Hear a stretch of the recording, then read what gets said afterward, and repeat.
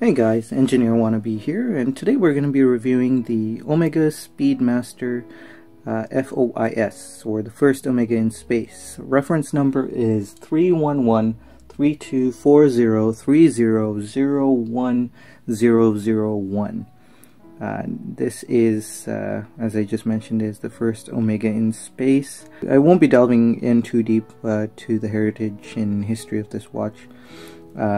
But this is the precursor to the modern Speedmaster, or at least the watch that this is based on is the precursor to the modern Speedmaster that has a 42 millimeter diameter case with the asymmetric case and the shrouded pushers and so on and so forth. But anyway, let's get into the review. Just to let you know, there are lots of videos out there about the heritage of this watch. The CK2998 is the watch this is based on. This is not the CK2998. This is a reinterpretation of the CK2998.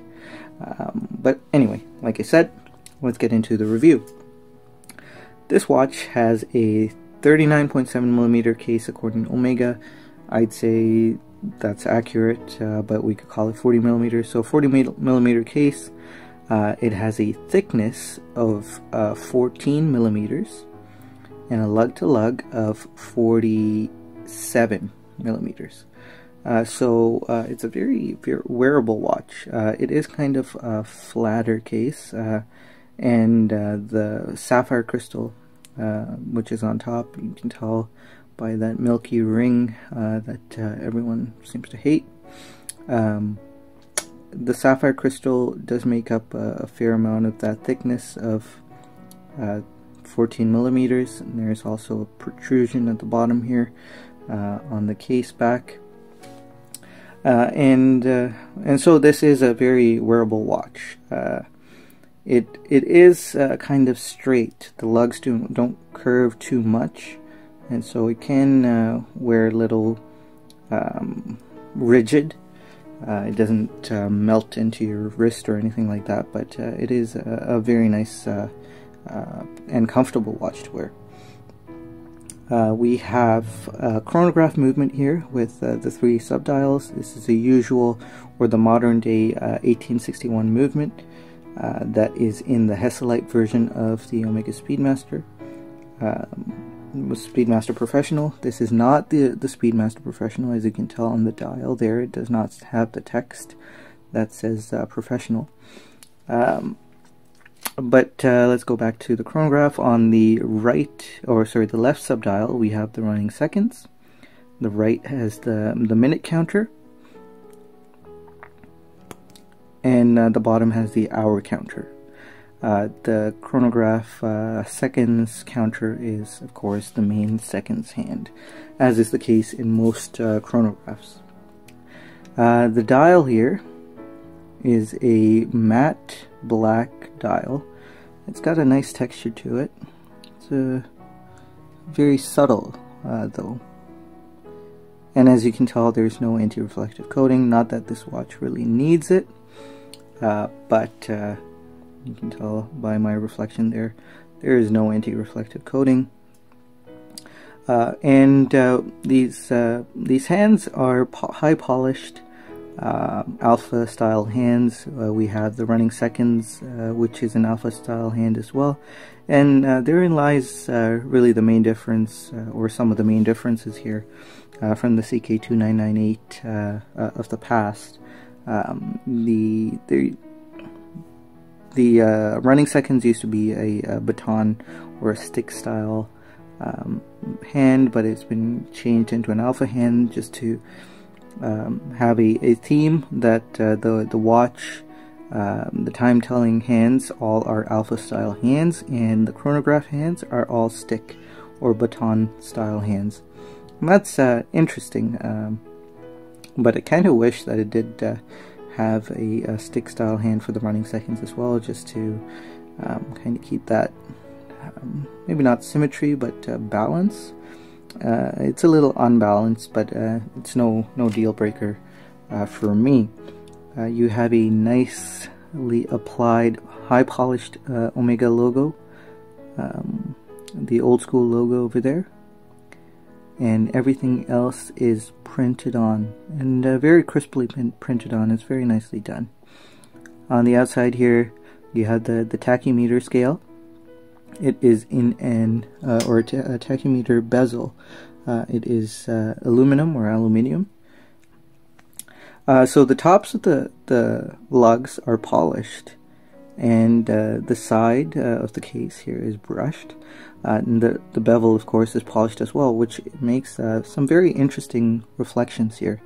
As you can see, there's a reflective high polish bevel that becomes a bit more dramatic towards the edge of the lug there, and the top of the lug is polished as well.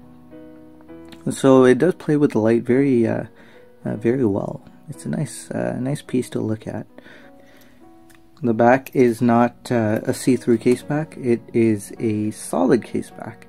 We have the old school hippocampus, very deeply embossed or debossed, and you have the first Omega in space debossed there as well. And you have the date of that mission. I believe it was Gemini 7. You can see all that, and there's a in the unboxing. When you unbox this watch, there's quite a bit of detail there as well. There's also the astronaut's signature. This watch comes on a leather strap. The strap right here. I only wore it very briefly on this strap. It's a very nice strap, and I felt like it was a shame to wear it day in and day out, so I'm kind of saving this strap for special occasions. It is a very nice strap. Now, if you have a smaller wrist like I do, my wrist is 16 centimeters, this strap will just be sufficient. The last hole is kind of where my wrist sits, and it's a good comfortable spot to have it there. You do not get a deployant. You get a regular old school pin buckle with the old school Omega logo. This strap is a 19mm strap. It tapers down to 16mm. Very nice taper, makes the watch very dressy. Now, currently I have it on this mesh strap. It was kind of hard to find a mesh 19mm mesh strap that was any good. There's quite a few on Amazon that I wasn't too keen on. I live here in Canada, so the mesh straps that were available in Amazon Canada were pretty poor. But I purchased this from Watch Gecko, and I've been very thrilled with it. It's extremely good quality, and I do recommend it. And this gives it a very vintage feel.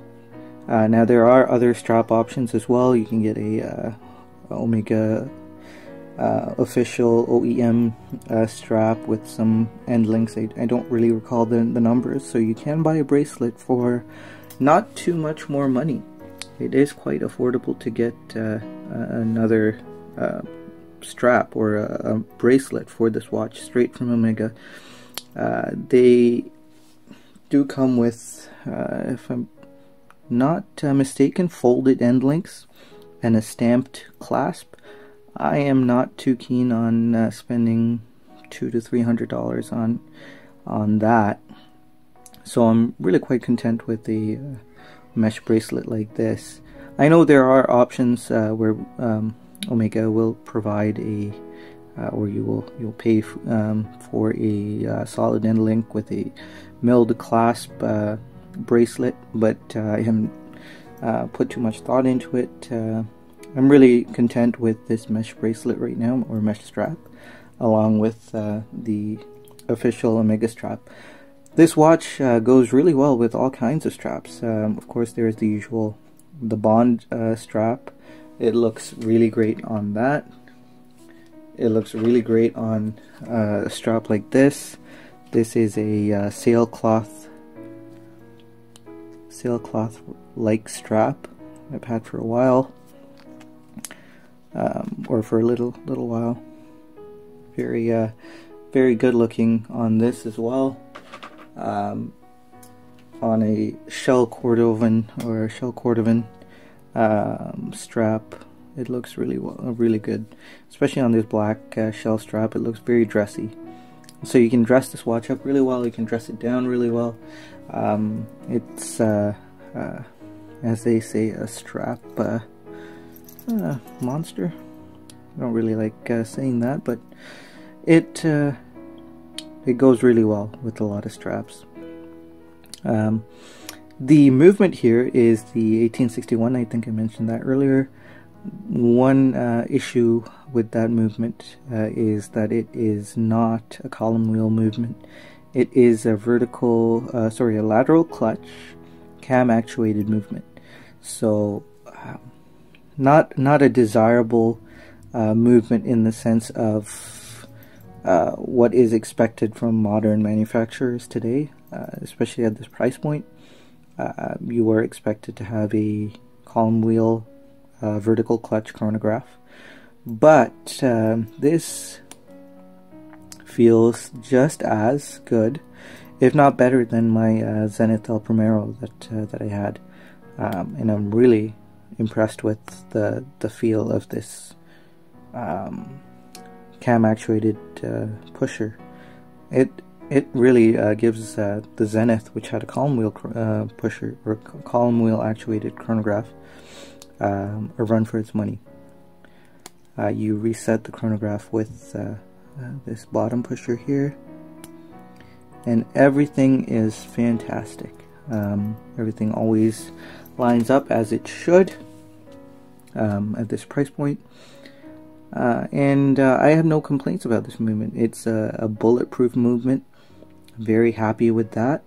I've heard stories of where people have gone decades without servicing this with no ill effects, and Omega will always be around to service it. This movement will Omega will always have parts for this movement because it's pretty much been in production for quite a few decades, and I don't think they will stop producing the 1861 movement.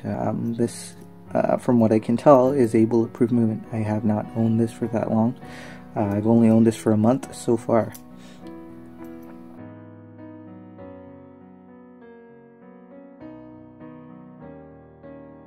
I forgot to mention that the movement of this watch, this Omega, first Omega in space, is a manual wind movement.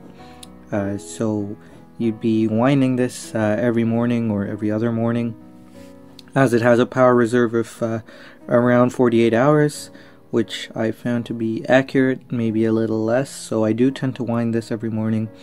I find that 20 half turns, from